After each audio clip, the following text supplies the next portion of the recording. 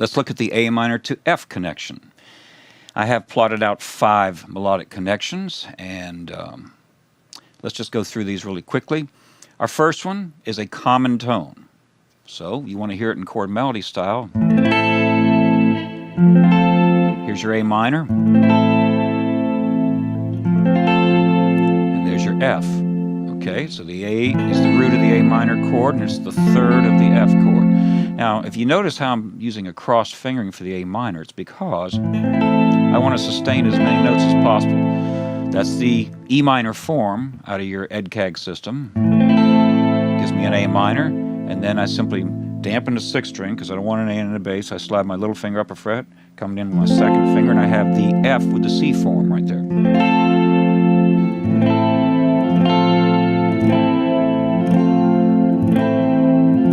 That's good stuff to practice, okay? To me, the common tone is one of the most beautiful things. I'm going to demonstrate that over the track, and you feel compelled to play a lot of notes or to play a different note every time the chord change occurs. This is where you have a beautiful sound, just sustaining one note, and you hear how that note changes function. It changes, in this case, from a root to a third. All right, give this a listen.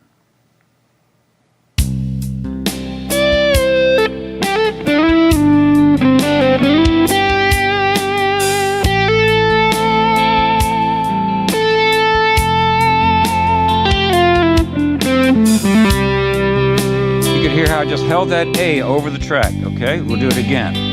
Here's my A minor.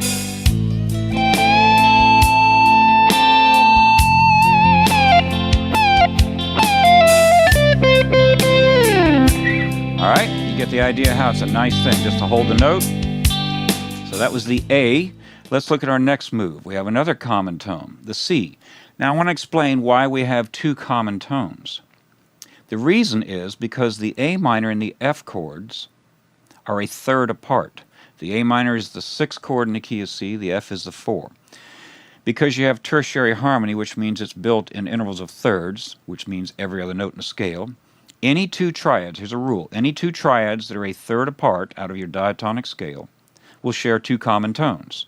Hence, the A minor has the A common with the F chord. It also has the C common with the F chord. So here we have the C. So what I'm going to do is play an A, like I just did, and also play a C. This helps me develop some thematic ideas where I have a call and response. There's continuity. I play a lick where I use a tool, a common tone, and I'm going to play, I hate that word lick, I'm going to play a melody that has a common tone, then I'm going to play another melody that has a common tone. Phrase. Let's listen to this.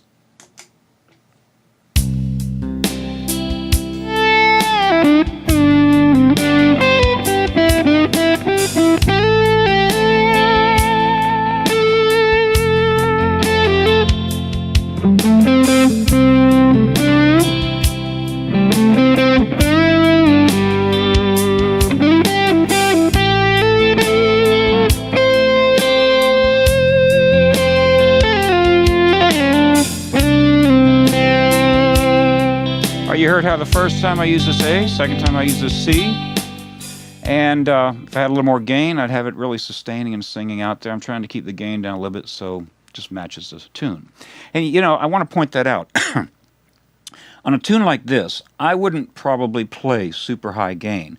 One reason is because the backing track isn't coming off the ground. It's a drum machine with a bass line and me playing some acoustic chords on it, right? Some open string chords. If I came into this track with this approach, let's play the track once, and you'll hear how I think this sounds maybe a little too over the top. I've got more sustain at my disposal, but it's going to be a little more over the top.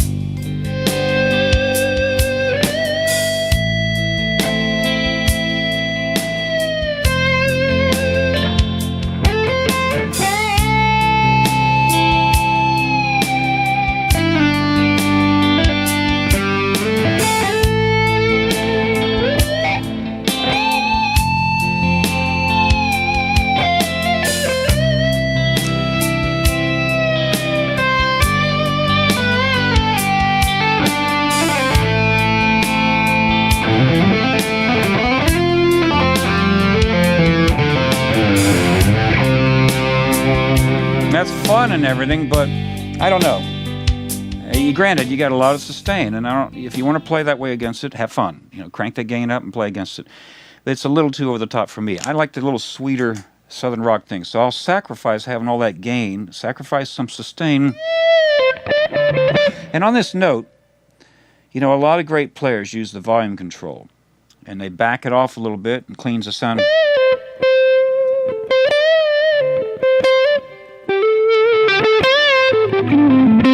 It controls how much electricity is going into the preamp, right?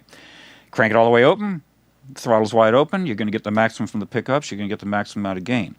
Back it off, it cleans it up a little bit because it's not hitting the front of the amp as hard. But don't forget dynamics. I haven't even talked about that here. Your dynamics are very important on being expressive on something. If you go...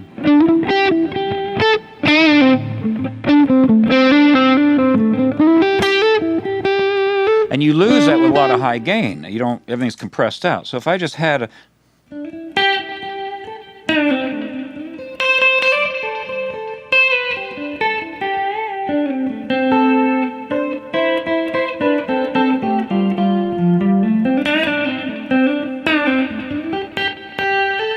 You can practice playing with your fingers. Okay, see the idea on that? So make sure you put some dynamics in this. You've got to keep it musical. Well, that was the C common tone. Let's quickly go to the next one. Here we have a nice half-step move, the E to the F. You want to hear it in chord melody? Play that A minor chord through the second string, then go to your F chord and play it through the second string. So, all right, so E to F, all over the neck. Another move, G down to F. And by the way, the E to the F, nice candidate for that slow bend. And on that note, if I'm playing a bend, and it's only a half step compared to a whole step bend, I've only got half the distance to move. So that means capitalize on moving very slowly through your bend instead of going... You know, a lot of guys miss the boat on that. It's like, wait a minute, we have all those microtones at our disposal. So,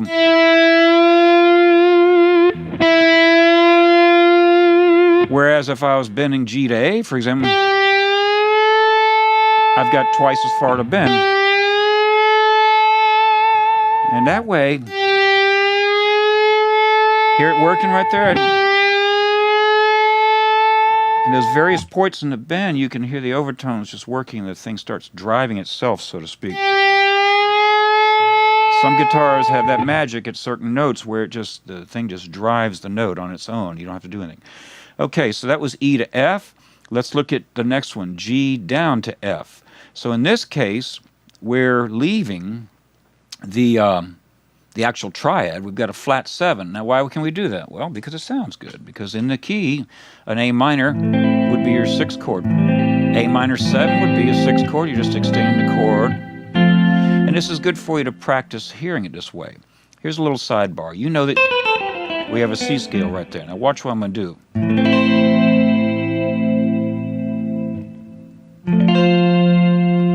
In this case, I'm going from A minor to F, so there was my C common tone on top. Okay, now if what I've had the A minor,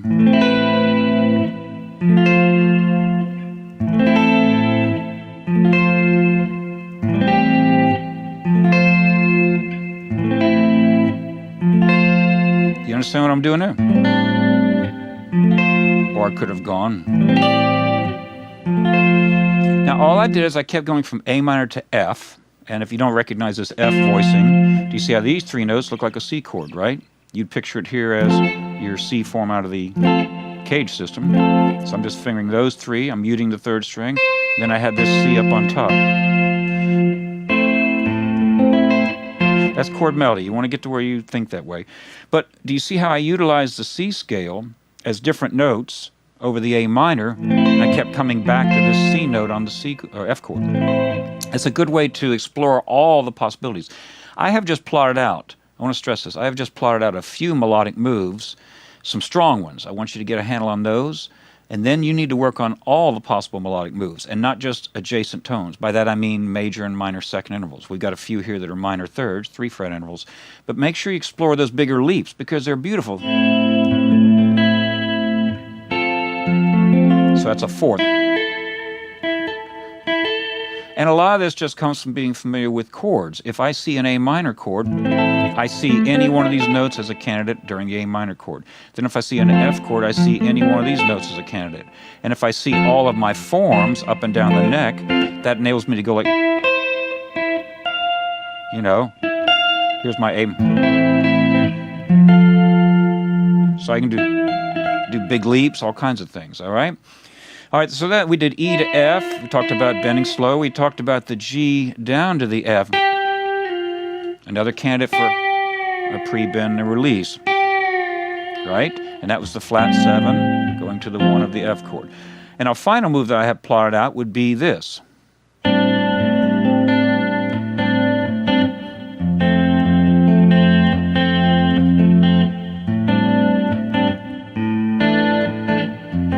It's breaking up the sound a little bit because here I've introduced the 4th. Normally you wouldn't say, okay, it's not a strong tone, but it's a color. Here's my A minor chord. A minor 7, drop the 5 down to the 4.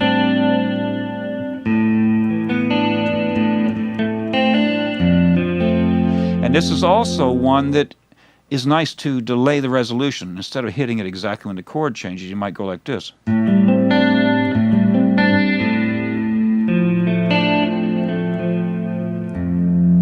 Just a pretty sound, okay? So those are some of the moves, A minor to F. I'm not going to demonstrate against a track because that's your job.